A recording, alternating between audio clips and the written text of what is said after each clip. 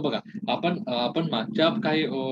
मागच्या सेशनमध्ये आपण काय बघितलेलं होतं, की जे जागतिक लेव्हलवरती जे आपले मानवी हक्क आहेत, त्यासोबतच काही पर्यावरणाचे हक्क आहेत, त्याच्याबद्दल आपण बोलून घेतलं होतं. पर्यावरणाला होणारा धोका, म्हणजे ज्याला आपण ग्लोबल वॉर्मिंग, म्हणजे जागतिक तापमान वाढ, ओझोन लेयर कमतरता, याबद्दल आपण बेसिकली बोलून गेलो. बघा, ओझोन लेयरचे थर विरळ होणे, हे जे काही प्रॉब्लेम्स हे अत्यंत धोकादायक आपल्या अत्यंत धोकादायक असलेले पॉइंट्स आपण बोललेलो आहोत, राइट?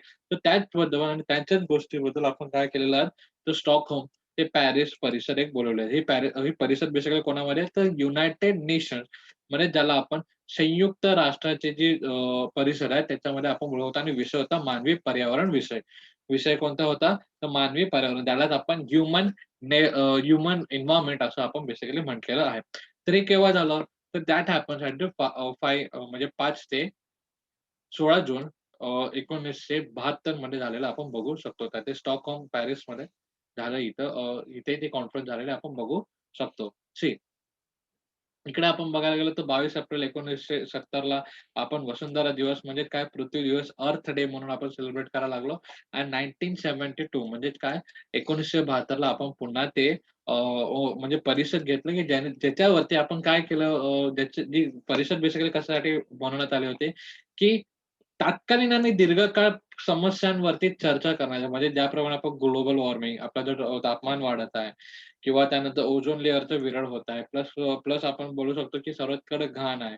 तर ही जी परिस्थिती आहे, हे जे काही पॉइंट्स आहेत, त्या पॉइंट्सवर कशाप्रमाणे आपण तात्कालीन आणि कशाप्रमाणे दूरगामी म्हणजे की लाँग टर्म इफेक्ट करणारे जे कारण्स आहेत, ते आपल्याला बघायला हवे. म्हणजे पर्मनंट आपण ज्याला कारण म्हणू ते त्याप्रमाणेचं.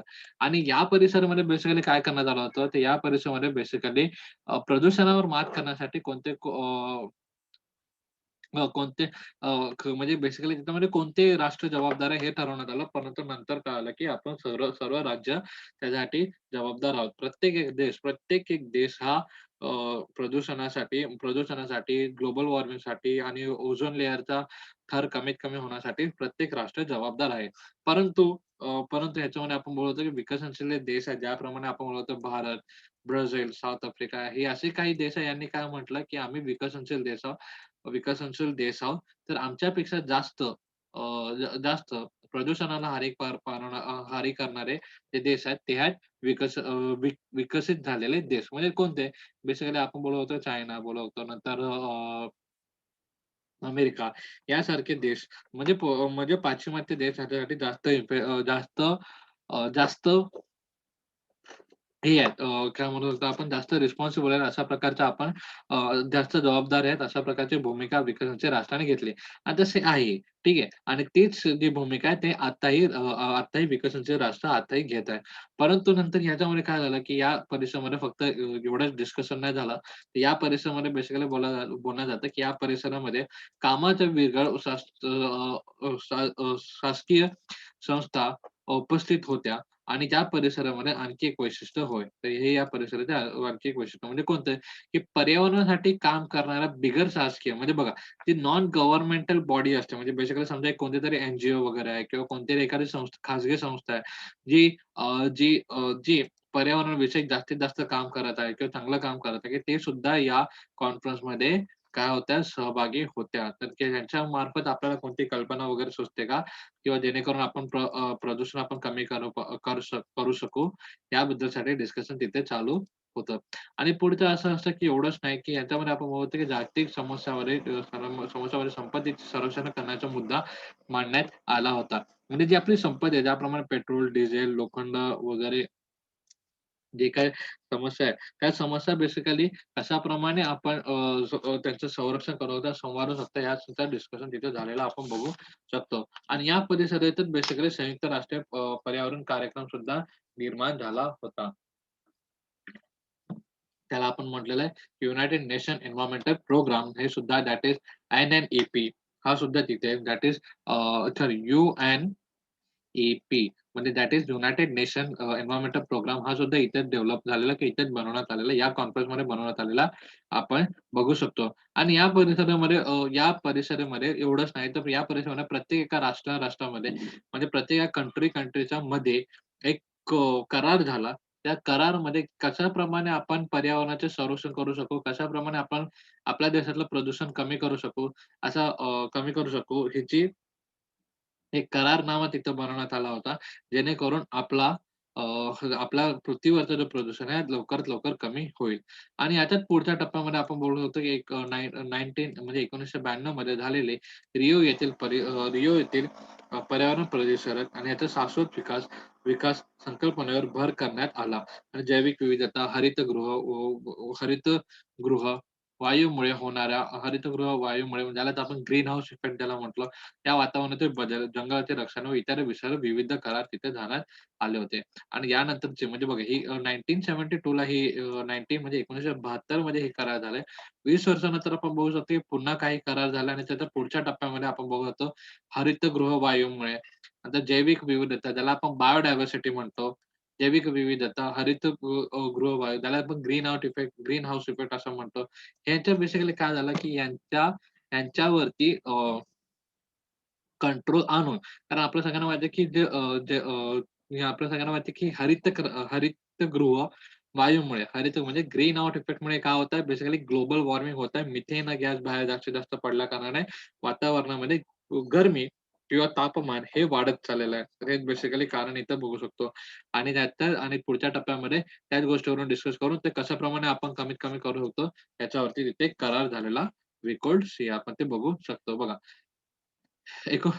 नंतर पुढे 1997 मध्ये अ, क्योटो येथील भरलेल्या परिसरामध्ये विकसित देशांच्या हवामानात बदल रोखण्यासाठी मापदंड आखून दिले गेले आणि या मापदंडात 15 वर्षापूर्वी लागू झालेला आहे. मापदंडात म्हणजे बेसिकली ह्याच्यामध्ये काय बोललं होतं, की एखाद्या सर्टन लेव्हलपर्यंत त्या लेव्हलच्या नंतर जर समजा बघा, एखाद्या सर्टन लेव्हलच्या नंतर आता आपल्या सगळ्यांना माहिती आहे की धूळ वगैरे जो कार्बन वगैरे निघतो, तर त्या कार्बनच्या एकामध्ये आता समजा की फॉर एक्झाम्पल समजा विकसित देश आणि विकसनशील देश यांच्यामध्ये थोडा फरक असतो राइट. तर त्यांनी काय सांगितलं, म्हणजे मापदंडाबद्दल मी तुम्हाला सांगतो. मापदंड म्हणजे काय, की एखाद्या देशाने आता समजा विकसनशील देशाने सर्टन लेव्हल एखादी लेव्हल तिथे ठरवलेली असते. या लेव्हलच्या वरती जर त्यांनी कार्बन इमिशन केलं, म्हणजे काय, की जर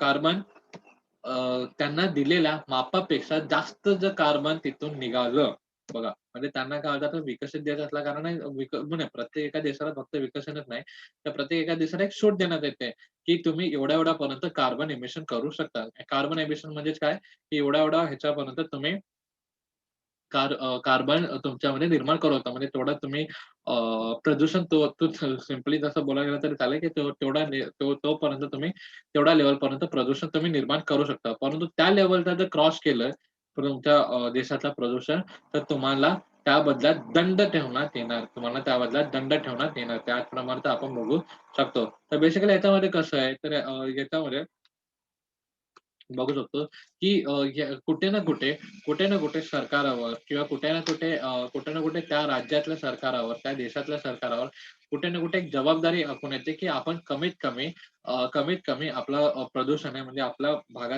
विभागातलं प्रदूषण आहे कमीत कमी करण्याची जबाबदारी त्यांच्यावरती लागलेली आपण बघू येस. तर दंड पुकारल्यानंतर त्याच्यानंतर आपण होतं 1997 नंतर 2015 मध्ये नोव्हेंबरमध्ये पॅरिस येथे काय झालं हवामान बदल या विषयावर पुन्हा एकदा परिषद भरले आणि या परिसरामध्ये काय सांगण्यात आलं, की जे विकसित देश आहे, हे विकसनशील देशाला मदत करावी जेणेकरून पर्यावरण हे कंट्रोलमध्ये करण्यात येईल. पर्यावरणाचे होणारे जे नासधूस आहे, ते कंट्रोलमध्ये त्याच्यावरती कुठे ना कुठे आळका निर्माण होईल ह्याच्या प्रकारचे आपल्याला सहायता केल्या पाहिजे. प्लस प्लस प्रत्येकाला आता मग या कॉन्फरन्समध्ये कसं झालं माहिती आहे का? प्रत्येकाला एक-एक कंट्रीला, एक-एक देशाला त्याचा टार्गेट देण्यात आला, की तुम्हाला आता समजा, की फॉर एक्झाम्पल इफ सपोज की ते आता 100 कार्बन जर दरवर्षी ते उत्पन्न करत असतील, तर पुढच्या वर्षी त्यांना बेसिकली 90 कार्बन 90 कार्बन उत्पन्न केला पाहिजे. म्हणजे अशा प्रकारचं त्यांना टार्गेट देण्यात आलं, की जेणेकरून ते हळू-हळू करून येऊन 50 पर्यंत ते येतील. म्हणजे एक जस्ट तुम्हाला एक फिगर दिला एक्झॅक्टली तसं तर नाहीये. पण एक तुम्हाला जस्ट फिगर दिलं, की अशा प्रकारची आयडिया यावी म्हणून. म्हणजे त्याच्यामध्ये काय करण्यात आलं, की आपण कार्बन हळू जर कमी केलं, कार्बन जर आपण हळू दरवर्षीचा टार्गेट असतो हां, की ज्याप्रमाणे आता समजा, की आज यावर्षी 100चा टार्गेट आहे, तर पुढच्या वर्षी 90चा टार्गेट असेल, त्याच्यानंतर 80चा टार्गेट असेल, त्यानंतर आपल्याला त्यानंतर समजा, की आपण 70चा टार्गेट असेल, नंतर 60चा टार्गेट असेल आणि 50 पर्यंत आपल्याला परमिशन असेल, कारण तेवढाच उत्पन्न ते होणारच, राइट. मग कारण आपले तेवढे कंपन्याज वगैरे चालू राहतात, लोकांचे कंपन्या वगैरे चालू राहतात, सामान वगैरे उत्पन्न होणार, तर तेवढं तर ते कार्बन यायलाच पाहिजे. परंतु हे जे टार्गेट बेसिकली असतो, हा जो टार्गेट अचीव्ह करण्यासाठी आपल्याला विकसनशील देश म्हणजे जसे अमेरिका जे आणि पाश्चिमात्य देश आपण जे बोलतो, जे विकसित देश आहे, अमेरिकासारखे नंतर चायनासारखे किंवा आपण आपण बेसिकली बोलतो येस अमेरिका, चायना यासारखे जे देश आहेत, ते बेसिकली आपल्याला मदत करते विकसनशील देश ज्याप्रमाणे भारत, साउथ आफ्रिका, त्यानंतर आपण बोलतो ब्राझील, राइट? ब्राझील हे जे असे विकसनशील देश आहेत, त्या विकसनशील देशला मदत करून त्यांचे जे टार्गेट आहे कारण विकसनशील देशाकडे थोडेसे आपण बोलतो, की ते जे साधने आहेत, ते साधने कुठे ना कुठे तिथे कमतरता दिसून पडते. तर ते कमतरता पूर्ण करून विकसनशील देश आपण काय करू शकतो, तर विकसनशील देश आणि विकसित देश मध्ये काय, की developing and the developed countries will come together. ते दोघे एकमेकांसोबत येतील आणि काय करतील, की जो जागतिक वातावरणात होणारा बदल आहे किंवा जागतिक तापमान जी वाढ आहे, ते काय करतील, ती कमी करतील आणि ती कंट्रोलमध्ये आणतील. जेणेकरून आपल्या पृथ्वीवरती जैवविविधता, बायोडायव्हर्सिटी ज्याला आपण बेसिकली इंग्लिशमध्ये बोलायला गेलो तर बायोडायव्हर्सिटी ज्याला म्हणतो, जैवविविधता आपण काय करू शकतो, त्याच्यावरती आपण नियंत्रण आणू शकतो. त्याच्यावरती आपण नियंत्रण आणू शकतो. तर डिस्ट्रॉइंग बेसिकली कशावरती डिस्ट्रॉय कारण बिकॉज वी ऑल नो आपल्याला सगळ्यांना माहिती आहे, की कारण वातावरण वाढतंय, तापमान वाढतंय. तापमान वाढल्यावर आपलं जे तापमान वाढतंय, त्यामुळे आपल्या पृथ्वीवरचे वातावरण वाढतंय आणि वातावरण वाढल्या कारणाने जे जीव पहिले आपल्याकडे जगत होते, ते आता संपुष्टात येतात आहे. ते संपतात आहे. काही तर लुप्त सुद्धा झालेले आहेत. काही खूप असे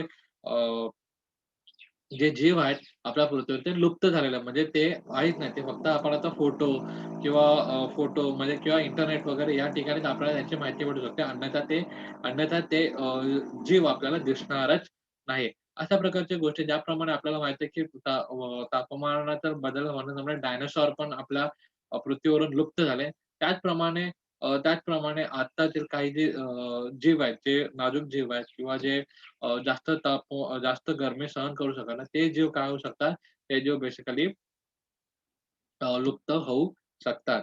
तो हा एक धोका असल्या कारणाने आपल्याला हा जो विषय हा खूप इम्पोर्टंट असलेला आपण बघू शकतो. हा जो विषय हा खूप इम्पोर्टंट असलेला आपण बघू शकतो. So this is the important thing. See ज्याप्रमाणे आपल्या सगळ्यांना माहिती आहे, की जे डायनासॉर्स वगैरे होते बेसिकली आपण बोलायला गेलो तर डायनासॉर जे होते ते आपल्या पृथ्वीवरती होते. म्हणजे हवेत आपण बोलू शकतो किंवा हवेत आपण बोलू शकतो, जमिनीवर बोलू शकतो, पाण्यात बोलू शकतो. या सगळ्या ठिकाणी आपला डायनासॉर जीवित होते. That we all no.